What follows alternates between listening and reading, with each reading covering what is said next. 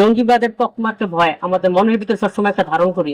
এই মুসলিম বঙ্গের ভিতর আমাদেরকে আদর্শিক ভাবে, আমাদের মানসিক ভাবে, আমাদের কৌশলগত ভাবে দাঁড়িয়ে যেতে হবে। আল্লাহ সুবহানাহু ওয়া তাআলা বলছেন, আল্লাযীনা আমানু ইউকাতিলুনা ফি সাবিলিল্লাহ, যারা ঈমান এনেছে তারা আল্লাহর রাস্তায় লড়াই করে। ওয়াল্লাযীনা কাফারু ইউকাতিলুনা ফি সাবিলিত তাগুত, আর যারা কুফর করেছে তারা লড়াই করে তাগুতের পথে।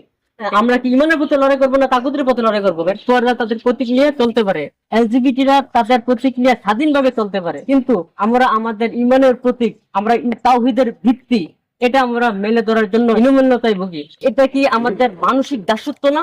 আমেরিকারা জঙ্গি বলবে, তার কারণে আমরা কালিমার পতাকা দেখলে ভয় লাগে।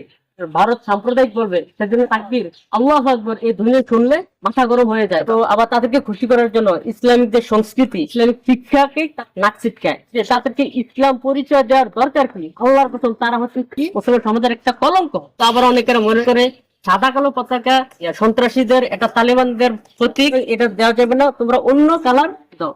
এটা দিল আবার বাধা দিলে। আর যারা বলে তারা আসলে অন্য কালারও তারা মেলে ধরে না, এটা শুধু দোষে ধরা যায়, কিন্তু আসলে যেটাই করতে যায় সেটাই দোষ।